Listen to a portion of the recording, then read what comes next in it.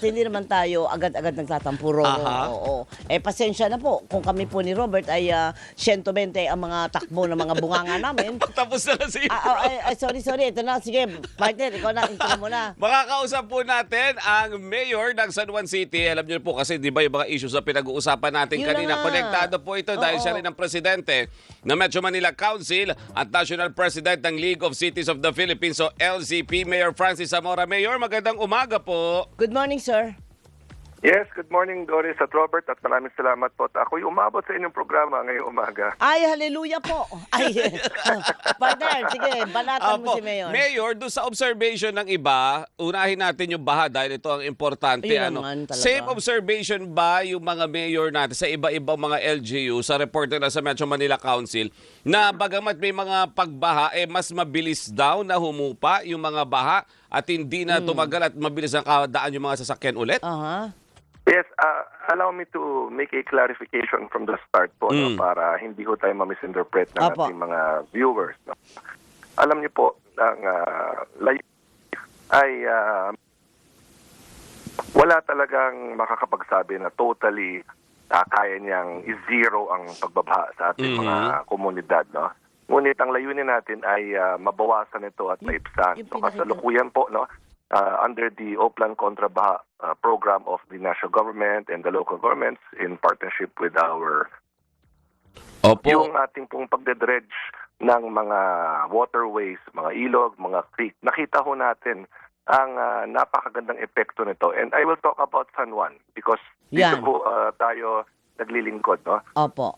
From August 5 to 9, yung kasagsagan po ng sunod-sunod na napakalakas ng pag-ulan, ang tinaas po ng tubig namin ay ilang pulgada lamang. Mm. In spite of almost 5 days of continuous rain. Kahapon po, nung nagkaroon nga tayo tuloy na pag-ulan ng madaling araw, doon lamang tumaas ng konti. Oo. Ngunit hindi pa rin kasing taas ng dati. Meron pa rin tayong mga areas in San Juan na talagang problematic because of various conditions, low-lying areas, may mga kanal na kailangan talagang lakihan pa, but it will entail a lot of DPWH intervention. But in general, mas kaunti ang naging pagbaha. In fact, even our evacuees from August 5 to 9, 0 evacuees. Kahapon lang nagkaroon ng konti, but because preemptive in nature, no? Kasi nga akala nila magtutuloy-tuloy yung pagulan. Opo, So opo. nakita ko po sa San Juan mismo na kumonte ang naging epekto. At yan dahil nga po sa dredging, ganun din yung ating drainage improvements at yung pagpapalaki ng ating mga dalawin ng tubig at ang ating pumping stations 100% operational. Wala po tayong ghost pumping stations Ayun. drainage project. So Oo. dapat talaga gumagana, no, ang lahat ng ating Mayor. dalawin tubig sa ating Opo, mga Opo. Otherwise, opo. Nawawala kayo kaya gusto ko na sanang tanungin yung aking katanungan. Kanina pa ako tanungin kay Oo. Mayor. Opo. Kung sinasabi Yes, po ma'am. ninyo na medyo yun na nga nagkaroon ng konting improvement, hindi sinasabi na totally wala na yung mga pagbabara. Kaninong inisyatibo po nanggaling ito sa inyo, sa LGU po ba? O nakipagtulungan din ang national government? Last November, nandun po ako mismo sa paglunsad po ng Oplan Kontrabaha. No? Ang Oplan Kontrabaha is ang whole-of-nation approach kung saan ang ating national government, local government units at ang private sector ay nagtutulungan. No? Yung national government mahalaga sapagat ang DPWH, MMDA, meron po silang mga heavy equipment, meron Tama. silang manpower, at Oo. may pondo po sila. Yung mga lokal na pamahalaan naman po, meron din kami sarili namin mga pondo, ngunit siyempre yung araw-araw na pamamalakad ng lungsod, kami naman po ang nagmamanage niyan. No? Ang private sector mahalaga sapagkat halimbawa, no, ang San Miguel Corporation, ang Metro Pacific Corporation, sila naman po yung mga malalaking kumpanya na tumutulong sa atin. Dito sa San Juan po, libre ang pag-dredge ng San Miguel Corporation sa aming ilog at mga creek. Hindi po kami sinisingil. Nakadeploy ang kanilang mga backhoes, mga heavy Oo. equipment. No? So yun po ay Pero ngayon- pinagtutulong-tulungan. Opo, yung pagtutulungan na sinasabi ninyo, whole of government approach, pwede naman palang gawin. Bakit tayo nakakakita ng year in, year out, ulan, konting ulan, baha, barado ang ating mga, ang tawag mo doon, sa mga daanan ng... Creek natin, mga Oo, kanal. mga Lalo na ngayon, dali yan. nakita nyo, Mayor, yung problema dyan sa Paranaque, oo, sa yung creek. Baclaran. Sobra naman po. Grabe naman basura yun. Hindi mo na Opo. makita yung creek. Okay, let's talk about basura naman, Doris and Robert. Opo. Ano? Alam mo ninyo, ito, I always share this during interviews po. No? Una-una, kahit anong pagsusumikap po ang gawin nating lahat all together, no? Collectively as communities, as cities, no?